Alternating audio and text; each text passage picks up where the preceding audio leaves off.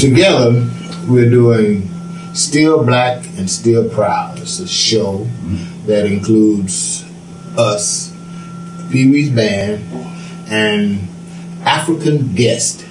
The African tribute to James Brown. It'll be here in Europe, and we'll take it to the United States also. It's an extensive tour, and it's been very well received. In the middle of all this, we're doing our own bands, as well as other people's bands. I'm playing with Rad. She's a girl piano player that used to play with Prince.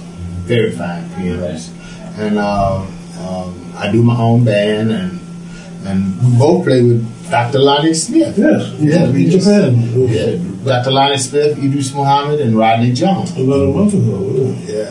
You know, this is a charmed part of our lives because we get to do everything we want to do.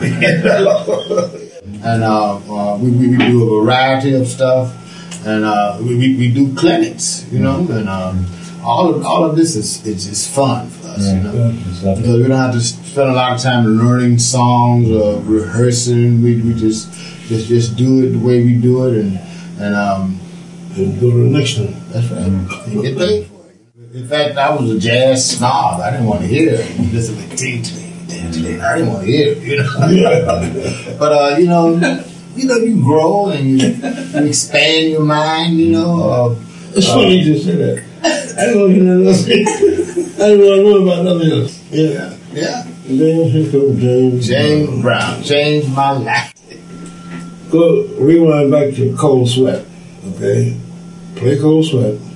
Listen to it carefully.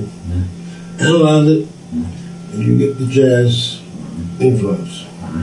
Start with So What, and then start with why I didn't go to the bridge, look to the 4 chord like you usually go to the bridge. First, I would have stepped down, and then 1 4, 1 4, and the 5, and back to the original key. So there you go, some oddity, and which was not very much done in R&B. And tune really changed my life because at the time when I first heard it, I had a band and we were playing top 40 things. You know, we did some originals. You know, we thought our original was very cool. You know, but when I heard Cold Sweat, I said, first thing I said, we're not gonna do that song because it's wrong.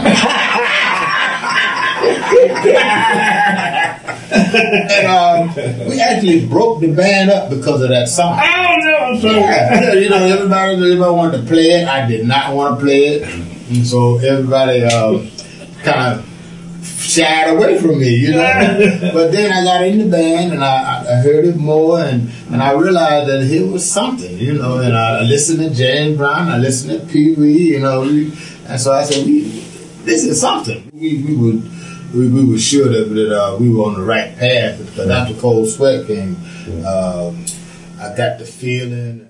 Yeah, that was me and Maceo. Me and Maceo did that, you know. You know who wrote that part though? Bernie Worrell. He wrote it. So Bernie really had, you know, Bernie was a unique person. I don't want to get off into that, but he didn't really have jazz chops. He didn't really have funk chops. He didn't have gospel chops either, but he was just a free spirit. He played more classical than anything else. I think that line is more classical.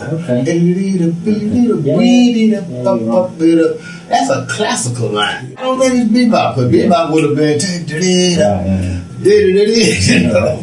But that was classical music we put into it, and Bernie was very instrumental in doing that. Bernie was very classical. Yeah, he was classical, but he comes up with some of the funkiest bass lines and the string parts he comes up with. Yeah. So you can't say it all came from there, but most of it did. Most of it came from rhythm and blues and rock and roll, but it married, and now it's funk, you know, and it is what it is.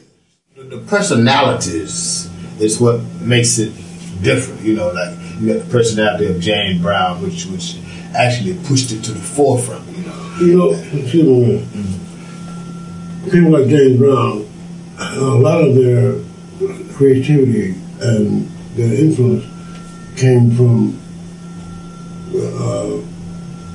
stuff they didn't know. And that's true. That the stuff he didn't know, he just make it sound like it was nothing, you know, and push up what he did. He really didn't know nothing. He would just hum silly stuff to you, you know, and you make something out of it, you know. Yeah, after he called you in the dressing room, and said, "An idea." He said, I got to write that down. Pee Wee had put it together, you know. Yeah. Well, I didn't think it was anything particularly extraordinary, anything special. It was another day in the office. James Brown ordered a song that he could rap over. I say rap because that's mainly what the song is about, rapping. Mm-hmm. So I wrote the bass line.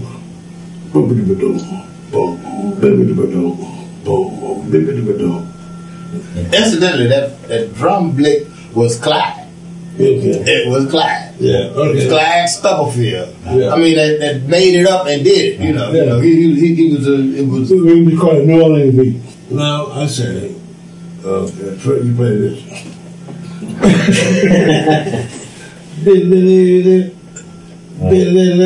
Okay, and make sure I play that.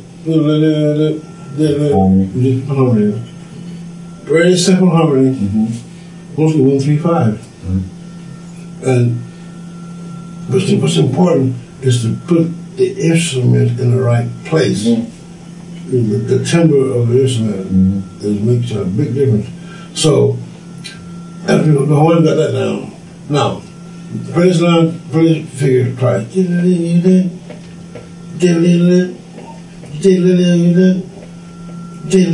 third time, play like this. Then the other horn goes. Did you understand what he said? Every third time, he need to be a bebopper. How strange that was. In the suburb of Los Angeles. Right. The Vox Studio. Yeah, this is a big studio. Yeah, sure. Ron Lennox was in there. Yeah. You know, he was tweaking the parts too. You know. Now listen, take it back a little bit. A couple years. King Records, Cincinnati. We would go in there, form a semicircle, microphone in the middle, and play. There was a session in Dallas, Texas, after a gig in the Coliseum.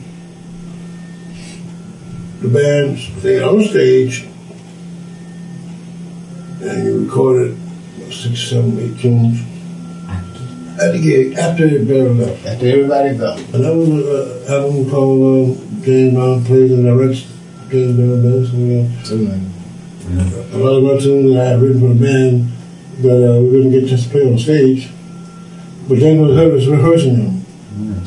And I said, okay, we're going to record it. And Chicken came out of that session. Tom Basie wouldn't allow each horn to be mic'd. He allowed 2 mics over the band. You know, 1 mic in front for the solo. That's it. Not even the piano was. You play the piano loud or something. Because that makes the band play, the dynamics become real. That's kind of much more real than it is now. It's kind of like getting very, what do you call it?